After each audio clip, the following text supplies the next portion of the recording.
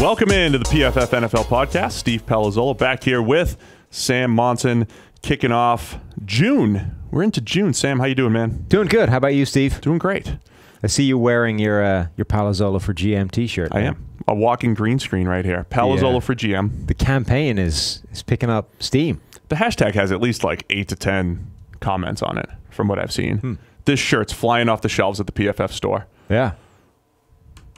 Flying. Which, by the way, there's some pretty kick-ass stuff being thrown out there at the moment. Some really good stuff there, Mike Quinn went on a run of firing up a whole bunch of cool designs, of which that isn't one of them, but that's also there. No, this is a great design. Yeah. The good thing about it is, you know, you got the little jet here. You got jet green. It's got our tagline on the... Do I have to turn around? Tagline? Well, yeah. What's it say again? Read it. We're going to get better. We're going to get better. Because that's what I said as a strategy. I have a bigger, more in-depth strategy I'd love to lay out. Okay. So you have a deck? It's not in deck form yet. It's not in deck form. So right now it's currently in bullet points. I mean, so I have a deck guy. When I'm a GM, I'm going to have a deck guy. There's only so much time, right, before they actually fill this position. If you want to get the job, you're going to need to present them with a deck before they hire somebody else. Well, first they need to hear my thoughts here on the PFF podcast, because we know a lot of the NFL, they listen to us. Okay. We hear about it every year. Hey, listen to your podcast. Love it. So I'll make my pitch here first. If they show interest, then they'll get you'll put it in a deck? Yeah. They need to show interest first. I mean, okay. I'm not going to waste my time.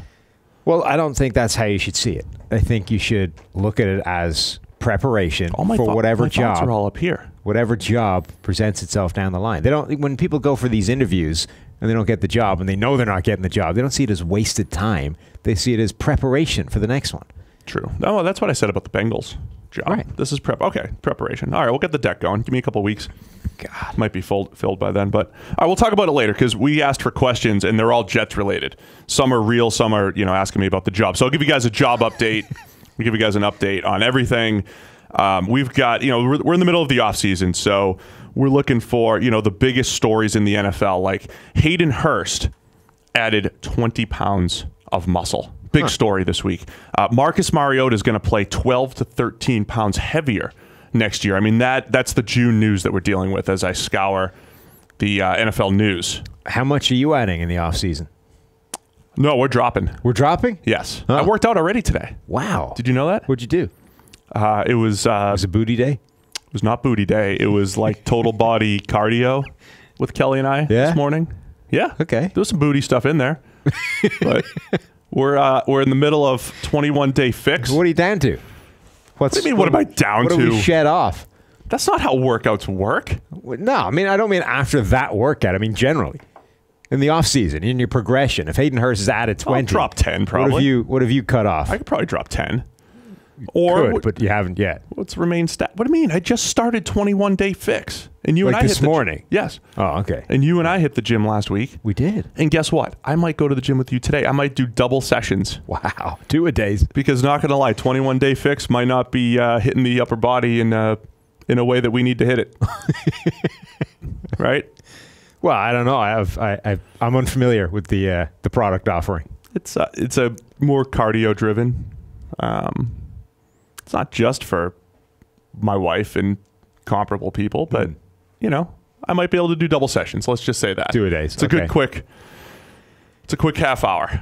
Quick half hour. Yeah, but it's nonstop. It's good. Okay. Sweat a lot, burned a lot, had my protein shake and everything. Like I'm feeling good. Dialed in. Yeah. Now I got to do it for 20 more days in a row. Still, it doesn't seem that taxing, given what you've said about it so far. Daunting, though. It's dedication. So maybe we'll still hit the gym today. Okay.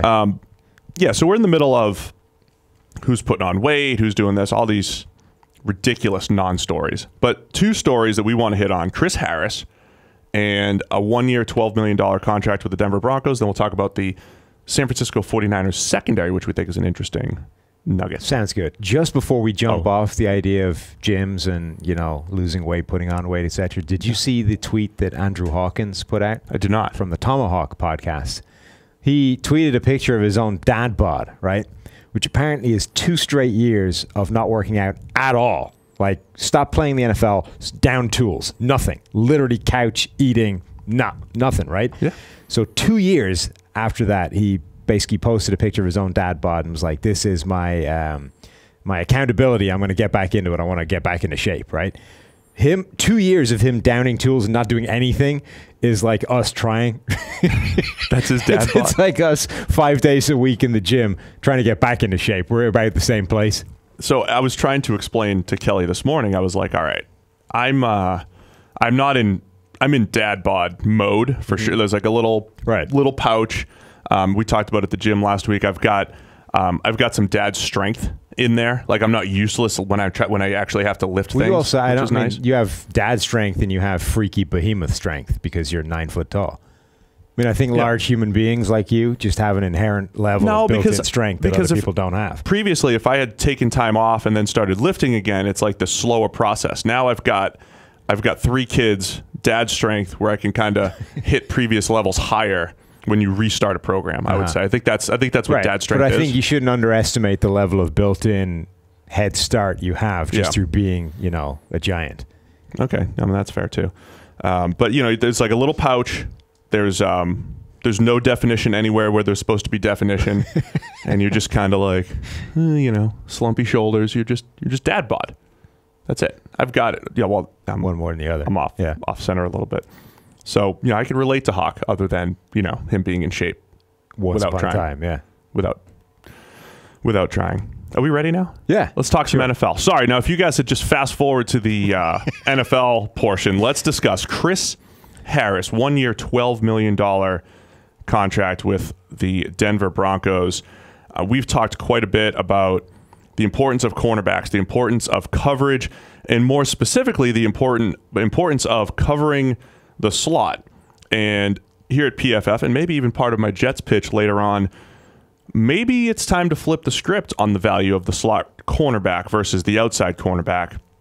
And Chris Harris would be the perfect example of a guy with consistent, elite play at slot cornerback throughout the majority of his career, while still being good on the outside as well. I mean, he's maybe the best cornerback in the NFL during his time. And he's top 3. Yeah. He's up there with Sherman and Patrick Peterson and all those guys. I think what makes him so great is that ability that he can play both, right? Most slot cornerbacks, even the most great slot cornerbacks, are only slot cornerbacks, right? They're amazing players, but they always get this kind of this slight thrown at them. It's like, well, they only play the slot, as if playing outside is inherently harder, which it might not be. It's a different skill set, as we've kind of tried to articulate before. Right. And arguably, covering inside is more valuable, even if you're doing it less, because you're only doing it when you go to nickel snaps. There's this inherent amount of base snaps where you don't see the field, right? Because the 2 corners on the outside are always there.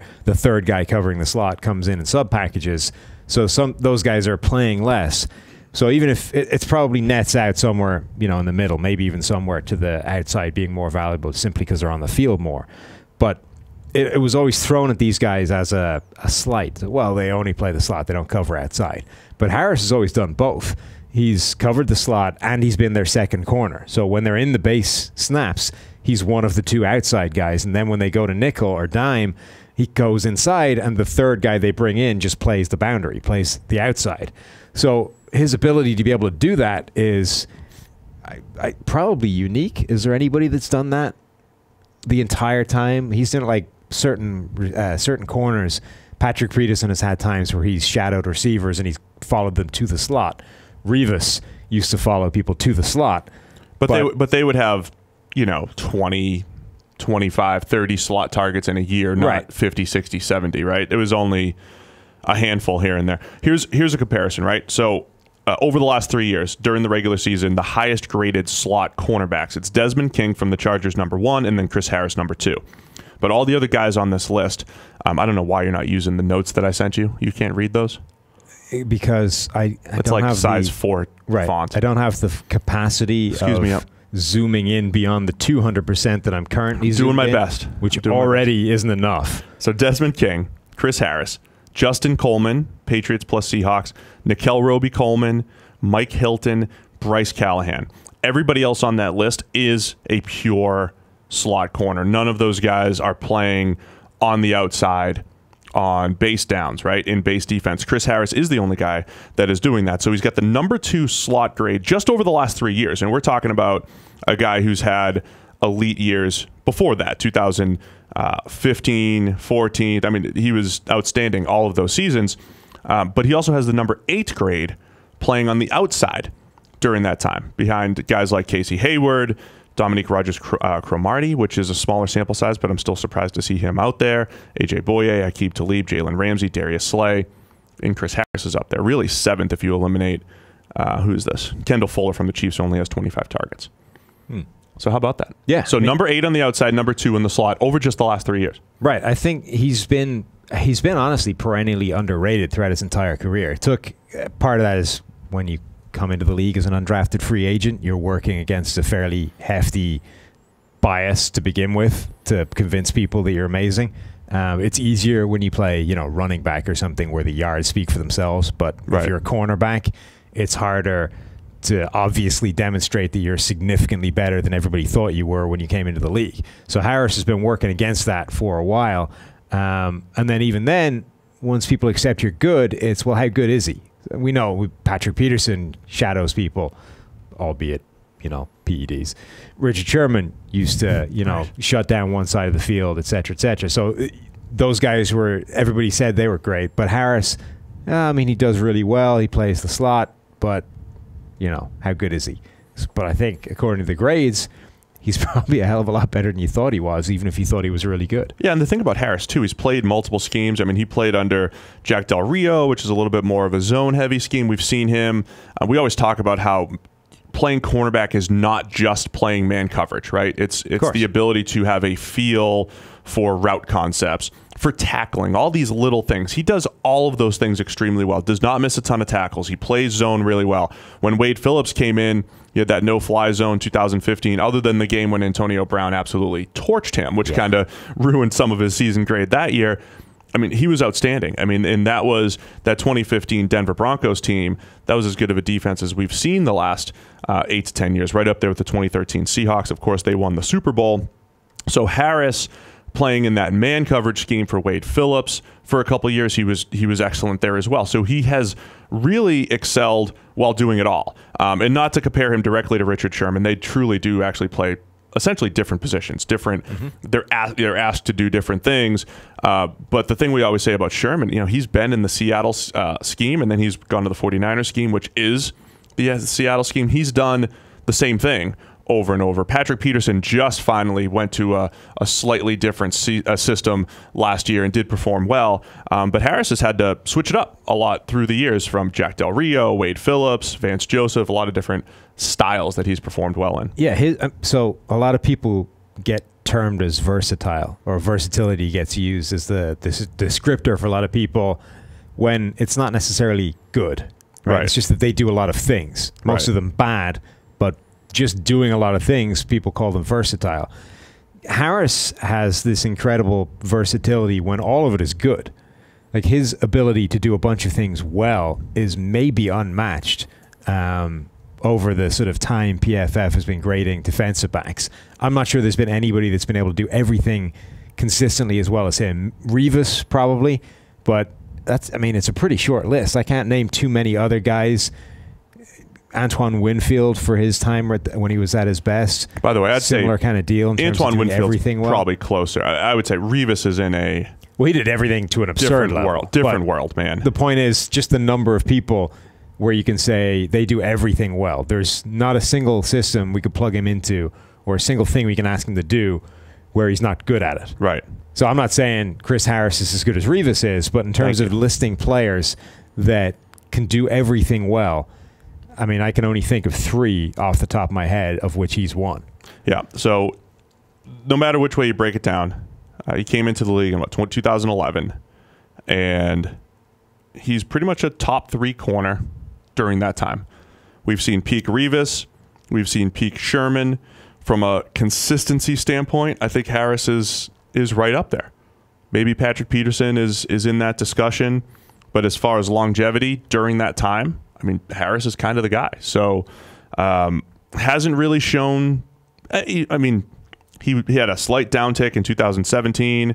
He was good, not great I mean, he was good. He was very good last year still. He's His had a few more injuries. Interesting because it's bounced every other year to an elite grade. He's gone from elite to good to elite to good to elite to good. Well, it's kind of the nature of cornerback play, right? Because a lot of it truly is dependent on, if you do have Antonio Brown being targeted 10 times against Antonio Brown in a given game or whatever it might be.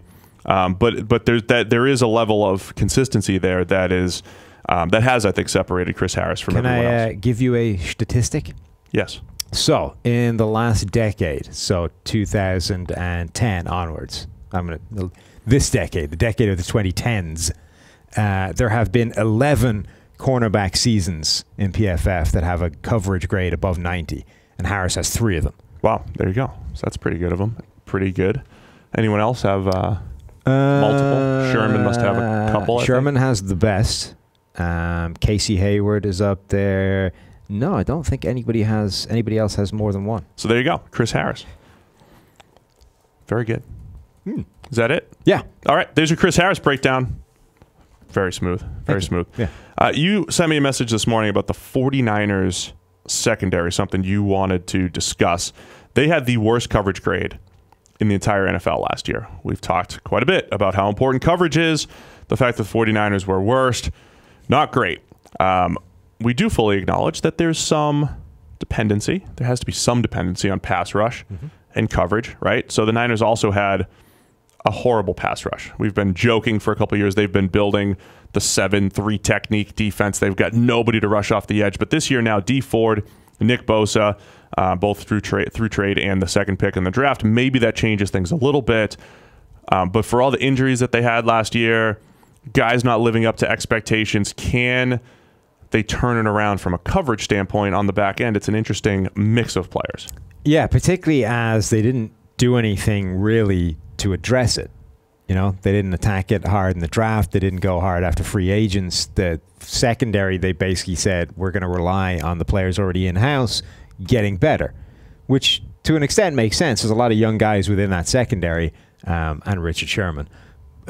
So you could project a certain amount of growth from those guys because they are young. If they do get better, obviously the secondary gets better.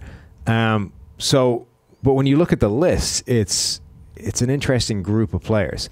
So you've obviously got Richard Sherman, who in his career has been, arguably the best cornerback in the league overall.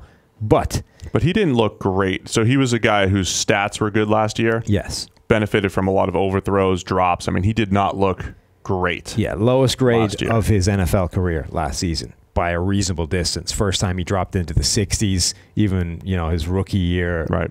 He hit the ground running. If you guys do follow, if you have premium stats, you follow PFF grades closely, you understand.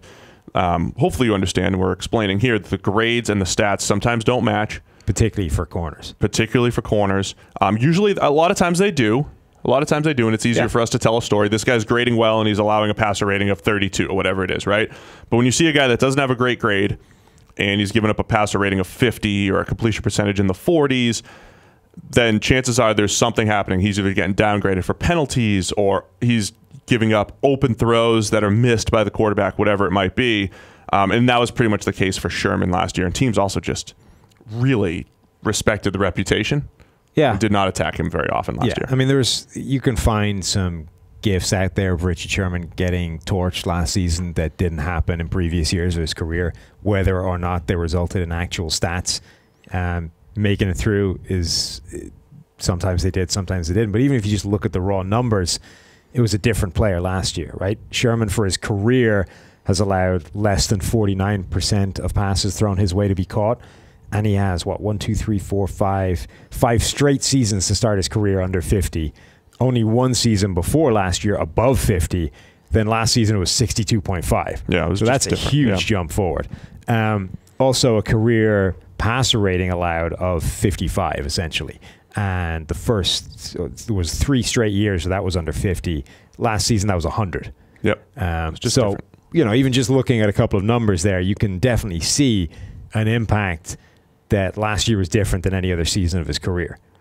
Yeah, definitely. And he still just wasn't targeted all that often. Right. 40. He was still living off of reputation a little bit. 40 targets, by the way, which is joint for the lowest number he's ever seen. Or the fact that the other side was just bad. The rest of the secondary was just bad. So that was always the Nnamdi Asamoah question, right? It's how good was he versus how bad was everybody else in that Oakland secondary when he was at his best. Right. I think it's a bit of both with him. He was that 1 year, what was he targeted 28 times? Something less than 2 per game. And he also had the thing where he basically hit on the less targeted side of the field, never moved to the other side, et cetera, et cetera. So there was always questions there. But yeah, so Richard Sherman is this thing. How much was avoiding Richard Sherman, and how much was, well, why would you ever go with Richard Sherman when the other side is Ahkello Witherspoon, was playing terribly? He was a disappointment because he was a bit of a 1 year wonder at Colorado in 2016. But almost 6'3" or above 6'3", so really good size. Had a crazy 3-cone, just something you don't see for a guy his size. He gave up something like it was 3 for 20 or 3 for 30 when targeting him down the field his last year at Colorado. So he was kind of a younger football player, moved really well, good size, and had production. Usually all that stuff adds up, and it's a good thing. And he had a good rookie season when he had a chance to play. Yeah. In his sophomore year was just a very, very big disappointment, unexpected disappointment. And to give you an indication, the worst season of Richard Sherman's career arguably was last year. That coverage grade was 68. Witherspoon's coverage grade was 39.8. So bad Rough. Richard Sherman was still 30 points better in grading terms than Witherspoon was. Yeah, not so good. Again, that's kind of why you don't go with Richard Sherman, because the other side of the field is way, way worse. So he was rough. Again, the somewhat cyclical nature of cornerback play.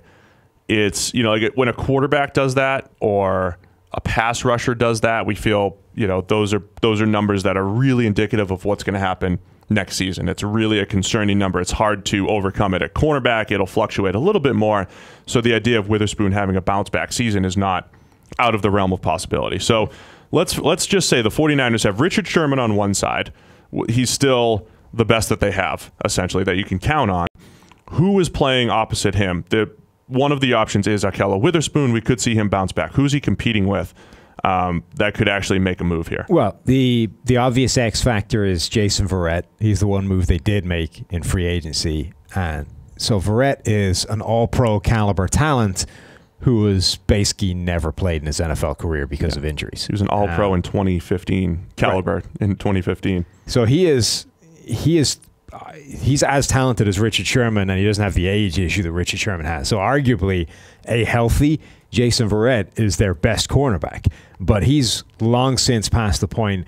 He's in the Tyler Eifert category of, if you're planning on him being healthy, you're just teeing yourself up for failure. The Tyler Eifert category of was really good in 2015 and hasn't played since. Well, that, and if you're actually counting on him being healthy, you're an idiot, because why would you? But when you there's zero evidence anymore that he will be. And we talked about him during free agency. We said, look, if you're a team, take a shot on him. Right. Why not take a shot at Verrett and see what happens? His career is 1,266 snaps old, and it's 4 or 5 seasons old at this point. He's another one of the corners, by the way, that has one of those 90 graded seasons. So he's in that category of genuinely elite play.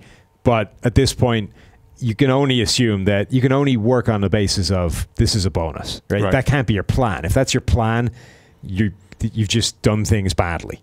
Right. And I don't think that is the plan. I think it's just. But that's the big X factor in this whole situation, right? Is if somehow the stars align and Jason Verrett heals himself, and the body stops breaking every time he touches somebody, you could immediately find yourself in a completely different category because you just found an all-pro corner off the street. Right. The more likely guy to be in this mix is Tavares Moore, who was a college safety more than he was a cornerback.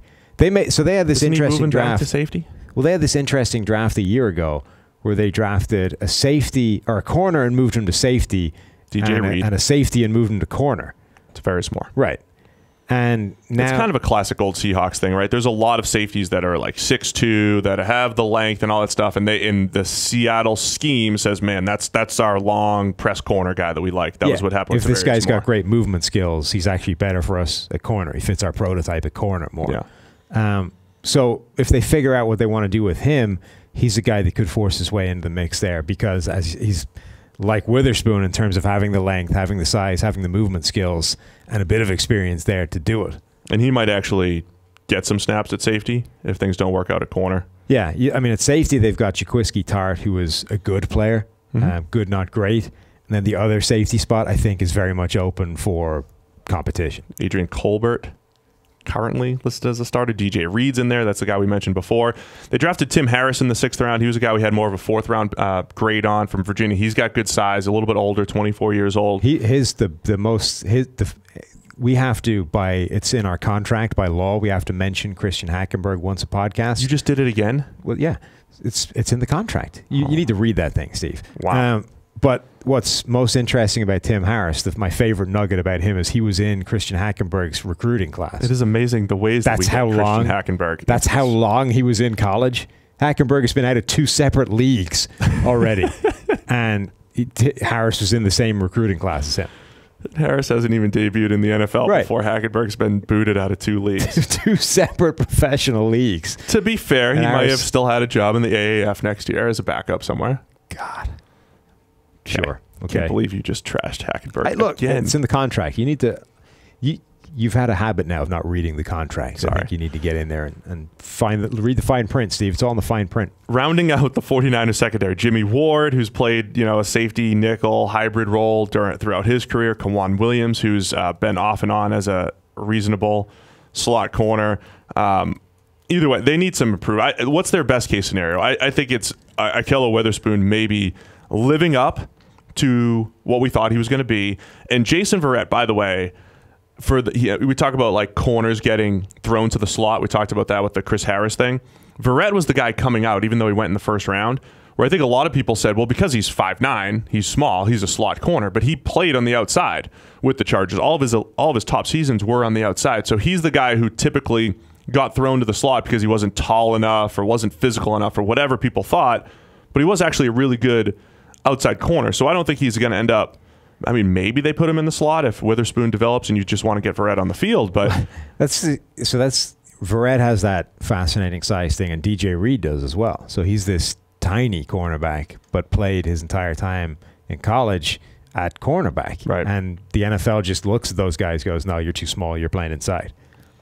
So they're going to improve this year or what? Well, here's the thing, right? The 2 biggest additions to this secondary may well be Dee Ford and Nick Bosa, because we've talked before, there's this discussion about which is more important, coverage or pass rush. And in a vacuum, all things being equal, the data points to the idea that the coverage is more important. But nowhere does that dispute the idea that they have a symbiotic relationship, right? They help each other out. Coverage creates coverage sacks, which makes the pass rush look better, gives them more time to get to the quarterback. Equally, good pass rush, quick pressure, creates passes that shouldn't be thrown coming out, makes the secondary look better. Also, so they're both going to help each other, and suddenly the 49ers are going from no pass rush, other than what comes interior from, Buckner, et cetera, to potentially a great pass rush. If Dee Ford is able to back up a league-leading amount of pressure last season, if Nick Bosa is the player we think he is, if Buckner continues on that trend and even looks better because suddenly there's edge rushers around him, I mean, that could be suddenly one of the better pass rushing units in the NFL. And now the secondary doesn't have to hold up for 3.5 seconds every play. They get a second shaved off that, and they look way better without doing anything. They should. I mean, you also get a different style of plays. If there's zero fear of the pass rush, it's a little bit easier to take deeper drops, throw the ball down the field, longer developing routes. Maybe teams aren't as comfortable going up against the 49ers because of that pass rush changed the way they play just a little bit. The one other point about the Niners in coverage, last year, between Reuben Foster and Ahkello Witherspoon, both guys, big disappointments from the 2017 class. Foster, of course, had all the off-field issues, is now in Washington and out for the season, but Foster was like a classic, perfect inside linebacker for that scheme, and he missed a zillion tackles. In coverage too. He would still flash the great plays that made us love him coming out of college, but they've replaced him essentially with Quan Alexander. For all the issues that Quan has had in our grading system, Still speed, some speed, athleticism in the middle of the field. He has made a lot of plays on the ball over the last couple of years. If he can cut back on those missed tackles, maybe that ends up actually being an improvement over the Reuben Foster that we saw when he was on the field last year. Well, alternatively, what you're doing is replacing one human missile with a ton of missed tackles with another human missile who will miss a ton of tackles. So it should net out the same. So there you go. There's your 49ers secondary back seven breakdown, really. All right, are we ready for some questions? Yeah. Which are all Jets GM related? No, they're not. I don't know. Let's see what they are. Let's see. I have no idea what they are. Okay. From James, are you going to fire Gase and trade Bell if you accept the Jets gig? I guess that is Jets related. Okay. I will not fire Adam Gase. I'm going to get to know him a little bit. Let's see. Maybe he is the guy. Okay. Right? Adam Gase, we're fine. We can roll with him. That seems to be that's the way you should approach things, right? So let's go in, let's ask some questions, and then we'll see who needs to get fired. We might have a great working relationship. Would I try to trade? I would try to trade Le'Veon Bell, though. If I could play the long game, extract any kind of value out of Le'Veon Bell right now, I would absolutely explore it. Another question. How well do you think Le'Veon Bell fits in with the Jets offense this season, and how does it affect Darnold's progression? Well, this is ironic because well, this is okay. I would get rid of him as soon as humanly possible, but he's a great fit for this offense. Yes, those can both be true. It's nuance. He's a useful player on your football team. He's also a player I would rather trade and have other assets that I think are more useful. Yeah, that's how I feel about Le'Veon Bell. If you're going to play with him, though, very helpful for Darnold's progression if used correctly. And if used correctly, that is as a passing game mismatch. He could play outside a wide receiver. He's played in the slot. He can run those corners, wheel routes out of the backfield, those mismatch type of routes, not just check downs where he's going to, try to make a guy miss, like actually taking advantage of linebackers in coverage. That's how you use Le'Veon Bell. And I think he could absolutely help Sam Darnold. He's this fascinating poster child for this idea of running backs don't matter. Because talent-wise, he's as good as any running back in the NFL. He's as complete a player as any running back in the NFL. His running style is phenomenal. He's an exceptional receiver. He's one of the top 2 or 3 pass-catching backs in the league. He can pass block. He can be on the field, every single down if you wanted to do that. He should be the guy that elevates an offense because of how good he is and because of what he can do. And yet it's so hard to find any evidence whatsoever that missing him makes any difference to this or made any difference to the Steelers offense. It's almost impossible to find data that suggests that he moved the needle at all. Other than everybody's going to, they missed the playoffs. Right. But that yes. If you want to reduce it down to simple wins and losses, independent of what was actually happening, then you could make that case. The offense was still great. James Conner was outstanding. Production, yardage, even how things were run past splits, all this kind of stuff. It's almost impossible to find any evidence whatsoever that anything changed when he wasn't on the field. And not just last year with James Conner and the running backs they cycle through, before when it was D'Angelo Williams. And now you can make the case that the Steelers also had talented backups all the way along, and that's why it didn't make a big deal. But nobody would make the case that those guys are anything like the receiver that Le'Veon Bell is and has been. So, in theory, something should have been changing. I mean, it was there's a Kareem Hunt question later on, too. I mean, Kareem Hunt was a classic. He can catch the ball. He's an excellent runner.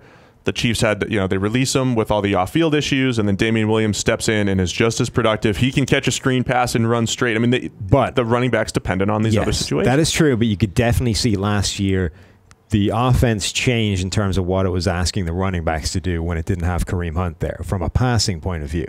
Damian Williams could catch some screens, but they weren't using him in those downfield wheel routes. They didn't have that string to their bow. So here's the thing, and here's what I think I can always hear George and Eric in my ear. Does that matter? So if you take a Le'Veon Bell out of the offense and you don't force him the ball, against linebackers, right? What's the alternative then? Okay, so then you're not going to throw the ball to your running back, which means you're going to throw the ball to your wide receivers or tight ends more often, which again, they're going to tell you, especially when you have Patrick Mahomes, that's more valuable. So it is one of those things where they always think a step further, where it's like the running back himself is very, very good. However, if you're going to give him X number of touches to justify his being good, you're taking away from other valuable parts of the team, in theory. I mean, it depends. It depends what it's replaced with, right? Because obviously Kareem Hunt found himself, particularly in that offense with Andy Reid, found himself as a monstrous mismatch against a linebacker a ton of times. Oh yeah, so those plays he was very valuable, exceptionally valuable. Yep. Now when you have a replacement that can't do that, it's no longer a mismatch. You don't go there, you go somewhere else. And if those targets are going to Tyreek Hill, it's probably still great. Or Travis Kelce, right? You know, if they're going to a slightly busted up Sammy Watkins who's not making plays, it's probably a net loss. Right. So I think Kansas City's problem is when you took away Hunt, you very quickly got narrowed down to basically Hill or Kelce because Watkins was hurt for a period of time. They didn't have anybody else beyond that. Now suddenly you're getting a little too one-dimensional, and it's becoming a problem. No, they still averaged over 30 points a game. Well, yeah, they were amazing to begin with, but you had Patrick Mahomes playing out of his skin. The point is, it was better with Hunt in there, demonstrably so. What do you mean demonstrably? They still averaged over 30 points a game. It was like a little bit better. Yeah, demonstrably, measurably. The point is, it wasn't any different when Le'Veon Bell was out of the lineup in Pittsburgh. You couldn't trace the difference. If you were given the splits with or without with Kansas City, you could point to the ones where Hunt wasn't in, say this is that subset. You can't even do that with Le'Veon Bell missing from the Steelers. It's impossible to basically notice his absence.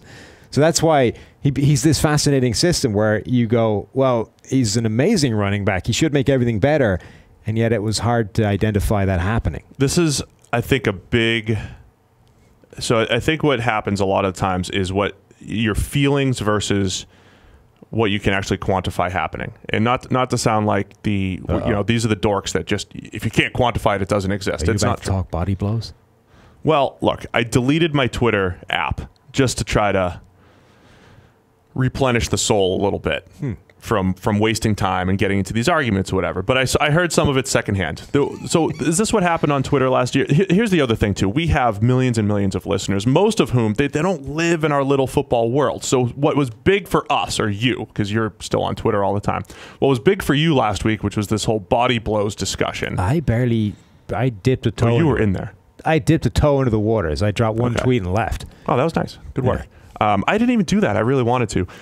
So what was big for us isn't necessarily big for our for our massive podcast audience. However, just to explain it real quick, right? Did Jeff Schwartz start it? Yeah. Okay, so he started it by saying, hey, when I played, I felt like when we ran the ball, it was like body blows, and it was attacking the defense, and it wore down guys in the fourth quarter. And you'd get his buddy Duke, our friend Duke Manyweather, who, he pretty much hates us all the time, and it was like, oh no, you guys don't know offensive line play, you don't know it as well as us, and physicality matters. And you get O-line Twitter, they get together like those Transformers that turned into like the big guy, right? They all unite. Okay. They all unite, and it's like anti-PFF, physicality wins, and you got to establish the run, and all these different things, right? So they start, and you even got, I think I saw Sean Smith, former Chiefs tight end. He's like, nah, dude, I hate deuce blocks. You hit me with that deuce block 5 or 6 times, and it really hurts me and all that stuff. So here's my point. Can I read you the tweet just so people know what the hell it is? Yes. So Jeff Schwartz starts. This is May the 30th, apparently was when they started. Lots of chatter about establishing the run. ETR. Air quotes. Well, we're getting there. In the NFL, and how data shows it's an outdated way to think/call an offense. I agree. However, I've always thought as a player that ETR was about asserting physical dominance over the opponent. Body blows over a game. And then he has a second tweet that said, there's a fine line between running the ball just to run the ball, especially if it's not working. But those body blows on defenders slow them down against the pass. It grinds on them. So when you're winning in the fourth, you're running to grind out the clock. They're weak. So there you go. Body blows weaken the opponent. Right. Therefore, lead to wins. So then I think from what I saw from the discussion, of course, somebody like Eric would jump in and he would say, well, this isn't proven by numbers. And then somebody says, you stupid geek with a PhD, you've never strapped on pads. When actually he was a run blocking tight end in college, which I love. He played. He understands the game a little bit too. So does George. Our numbers geeks understand the game extremely well. So all of that said, I think there's just a big difference between what players feel and what actually points toward winning games. So the idea that it felt like we were doing this, or the fact that Sean Smith, again, former defensive lineman from the Chiefs, was like, man, I hated getting double teamed, right? Honestly, when I'm GM, I'm not going to care about the feelings of my defensive tackle when he gets double teamed, because I don't think his feelings translate to winning all that much. That's the point. You know, he feels like this is harder to do, right? Just like I think offensive linemen feel like it's difficult to switch from left tackle to right tackle. Even though there are numbers that show guys do it all the time. There's a learning curve. It's difficult to do, but guys do it all the time. So you ultimately lean on the numbers that point you to winning games, right? And just because your defensive tackle doesn't want to take on double team blocks, it doesn't mean that it's bad for your football team to have people running on you. Here's the one other thing. There is this massive disconnect between what is the joy and feeling that you get from a well-blocked play where you imposed your will and picked up 5 or 6 yards versus throwing a stick route against off coverage in cover 3 that goes for 7. Right. One is like, we did it. I feel great. We established the run. We had 17 good blocks on this play. Everybody executed well, and we picked up 6 versus the quarterback threw a gimme route for 6 or 7. That is considered finesse. That one made more yards, but the other one, the offensive lineman comes out and goes, I feel great about that. We did awesome. So all it is, to me, I don't think the players are wrong in any of this sense. They're explaining their feelings, and they felt good about it and all that stuff. It just comes down to there's another logical explanation, which is it's not as valuable as you feel that it is. Yeah. And there's one other thing with that whole, hey, it felt like we were doing well in the fourth quarter and wearing them down. Those guys always come back to this like, well, the teams who run better are probably just better at football anyway. Yeah, well, the point is, at that point, you're winning the game. What got you in a position to be winning the game is the important thing, not the fact that once you're there, you're still able to continue beating the team you're already beating. The point I made was simply that I think there's a bunch of things. So this got into an argument essentially with, on one side, leave the Erics of the world out for a moment, the guy that crosses the spreadsheets and the gridiron. There was essentially, on the one side, there's the Jeff Schwartzes of the world who's saying, I feel it, therefore it happened, you can't tell me otherwise. And then there's these, what's that guy's name, Josh Hermsmeyer, Frisco Josh, on the other side, which is coming at it 100% from a spreadsheet and saying, I can't see it, therefore it doesn't. And I think there's something in the middle, which is, there are things that you feel playing the game that definitely exists, but if it doesn't actually tangibly move the needle in terms of winning or losing, it shouldn't be affecting your strategy. And that's the ultimate point, right? For a lineman, that's the ultimate point. Absolutely. You may, for a one-on-one physical, moral encounter between you and a defensive lineman, you absolutely want to be grinding on that guy all game long in the run game, and then later on you can see him get a bit tired of that and be fed up if you're winning, right?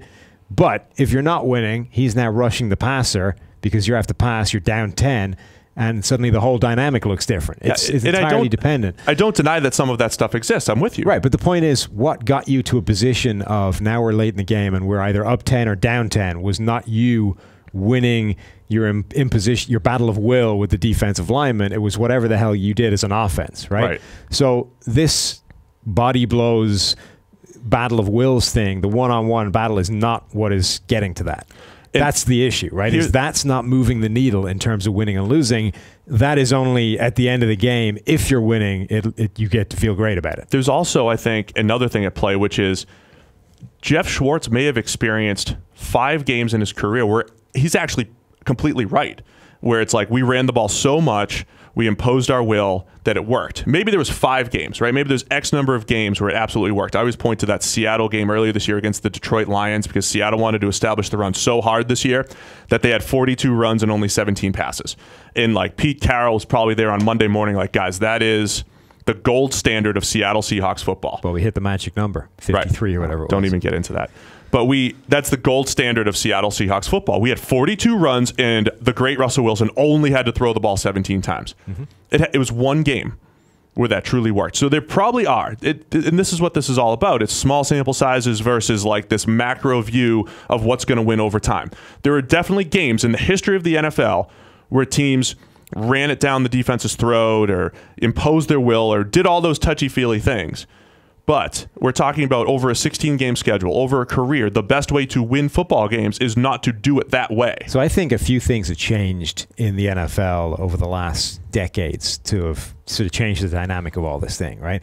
It used to be that old adage of when you put the ball in the air, 3 things can happen and 2 of them are bad, right? That was the reason that people didn't pass. Yeah. Instead, you just run the ball where still bad things can happen, but we don't pay attention to those. We don't. Fumbles, let's not talk about that. That muddies the point a little bit. But anyway, in recent years, passing has become so much more efficient that it isn't the risk it used to be. You know, there was a big thing over the weekend about Joe Namath's statistics. You know, Joe Namath threw a staggering amount of interceptions because back in the day, it was extremely perilous to put the ball in the air. You could beat up receivers. You could do all kinds of stuff. It's a whole different world. Right. So turnovers were crazy. It's not the case anymore, right? Quarterbacks are 60% completion percent used to be like the gold standard. If you were over 60, you're amazing. 70 is now getting left in the dust. People are completing 70% of their passes regularly. Interceptions are way down. Aaron Rodgers and a bunch of other people have the lowest interception rates in the history of the game. So efficiency in terms of completions are higher than they've ever been, and turnovers are lower than they've ever been. So passing has just become so much more efficient in terms of risk reward, and it gains like double the yardage. So now you're in a situation, well, okay, we could run the ball, but gone are the days, I think, where there is almost any NFL defense that is so inept at stopping the run that you can just do it all day long with no downside. You're going to be able to move the ball all day. You're going to be able to pull up a bunch of points. They're never going to be able to stop you. Every single defense in the NFL is at least vaguely proficient at stopping the run. That's a big point, too, because the more our guys dive into the numbers now at the college level, the run game does matter a lot more at the college level because there's about 130 teams. There's a bigger discrepancy between Alabama and, say, UAB or UL Monroe. You're going to go up against a defensive end that looks like me, but suddenly you can create a 10-yard gap at the line of scrimmage every game. Right, you can, and there are, Jeff and other guys that played in the NFL. When you're playing, pee-wee football and high school football, there's a massive gap of talent, and there are probably many games throughout your career where you just ran it down people's throats. Right. But now the NFL, because everybody's like, well, how many games would Clemson or Alabama win against the Buffalo Bills? Zero. Whoever, right? None. There's Ever. a huge difference between the best college team and the worst NFL team. As much as college people are like, Bama could beat anybody, all this stuff. So the difference between number 1 and 32 in the NFL is so tight. There are very few instances where the run defense is so bad that they truly can't even. This is where you like to regale us of a baseball story once in a while. Yeah, I mean, I've got some stored up, but I'm going to hold on. I'm going to hit you with an Irish American Football League story. Well, we've got 5 minutes before another meeting, and I still have a jet. I can do it quickly. So I played on a team called the West Dublin Rhinos, right? And our cross-city rival, the Dublin Rebels, were typically the best team in the Irish League every single year, right? We played on a defense that was really good stopping the pass, led by a ball-hawking safety, second team All-IAFL, and a couple of other people. If you were truly a ball hawk, maybe you'd be first team. Led by a ball-hawking safety. We were really good against the pass. However, we sucked against the run. So we would play the Dublin Rebels, and they had this giant behemoth running back who probably outweighed me by like 50 pounds. But I had to spend all game long coming down and defending the run against this guy to the point where I just gave up playing coverage, just basically steamrolled at the line of scrimmage and tried to hit him in the hole so that somebody else could tackle him. But we were sufficiently bad against the run that you could legitimately just run all game long against us and never put the ball in the air. Those teams don't exist in the NFL. There isn't that level of ineptitude on run defense anywhere. But there is at lower levels of football, like, say, the Irish American Football League. Way to throw your teammates under the bus. That's what I heard. Only against the run. Against the pass. Look, I was a secondary member. The guys in the back end, we were great against the pass. Guys up front the bus. Didn't necessarily hold up against the run. That's all I'm saying. My quick baseball analogy about how feelings don't match the actual output or whatever, it always comes down to sample size and all that stuff. So when you're pitching, you have guys in scoring position, you're supposed to toughen up, right? This wasn't an invitation to break out. No, it's just all analogies. You're supposed to toughen up with guys in scoring position. And sometimes it works. It's like, it's second and third, one out, and I struck this guy out, got the next guy to pop up. I'm a real tough pitcher, really stepped up at the right time. And if you do that well over a small period of time, you're like, all right, I'm doing great at such things, and my numbers are great. But the stat geek in me knew that you can't keep that up, just like don't get into those bad situations. There was a big difference between your feeling and whether or not that was good or not, right? My feeling was I was doing a great job at this thing that is very difficult to sustain or doesn't actually point toward winning over time, right? So there's a lot of that, a difference from a player in what you feel and what actually points toward winning games. That, I think, is the biggest issue with the whole body blows thing. If you're listening in Ireland, you should all go sign up to play with the Dublin Rhinos, by the way, just so I can redress the throwing them under the bus thing. All right, you've now got 3 minutes to hit me with your Jets proposal. All right, here we go. I am the owner, Christopher Johnson? Yeah. I am Christopher Johnson. What do you got? Why should I listen to you? From a team building standpoint, I'm going to fully acknowledge to you that I don't know everything. All the other guys are going to tell you how smart they are at player evaluation. I don't. Interesting opening. It is, right? I don't know everything about player evaluation, but because, the rest of the league isn't going to be that much different at evaluating players, but the PFF data is going to help increase our odds by 10%, 15%. We're still working out the exact percentage, but we're going to increase our odds compared to the rest of the league, okay? We don't know that much better than everybody, but we know better, okay? At least by a little bit. We're going to leverage our scouts better than ever. All right, we're going to use that data properly, not in touchy-feely ways, but in hard data. We're going to find value in the draft by accumulating picks. We're going to get proper value in free agency. We're going to adhere to our free agent values that we set before. We're going to take advantage of the trade market, especially with those accumulated draft picks. We're going to use and develop more role players, especially on the defensive side of the ball. It's a role player NFL. We're going to get tight end erasers and guys of the like. Okay? We're not afraid to miss in the draft. We're going to have no fear of missing in the draft. That's what the accumulated picks is for, and we're going to attack those value positions and really understand risk and reward. I'm not here to make me look good in front of you. I'm here to build the organization for the long term, even if there are some misses along the way. It's all part of the plan. Okay. All of our plan is going to be based around which quarterback we have. Once we have the elite quarterback, we build around him. If we're sitting there in mid-tier quarterback situation, which I think we are with Sam, all right? I think we are with Sam. Whoa there, Sparky. We're going to continue to look. We're going to build around him. We're going to sign him to a flexible contract, that second contract, though. Flexible contract, so we can always find that next guy. We're not stuck with a poor quarterback. That's a whole different strategy. I'm going to have a new strategy of keeping 4 quarterbacks on the roster at all times. Special teams are going bye-bye in the NFL. The bottom of my roster is going to have 4 or 5 quarterbacks. We're going to continue to develop them. We're going to feature them in the preseason, and the other idiot NFL teams are going to start throwing draft picks our way for backups. That's what we're going to do at the quarterback position. I'm going to work with our coaches on maximizing every decision, optimizing play calling, game planning. We're going to get great coaches around them that we know make their players better and develop them. Our advantage is the data, understanding it, and that will be our biggest advantage with the Jets. In conclusion, in the Palazzolo for GM, and we're going to get better. We're going to get better. There we go. Demonstrably. So there's the pitch, Christopher. If that hasn't sold you, I don't know if we can help, really. That'll do it for the PFF NFL podcast. We'll see you next week.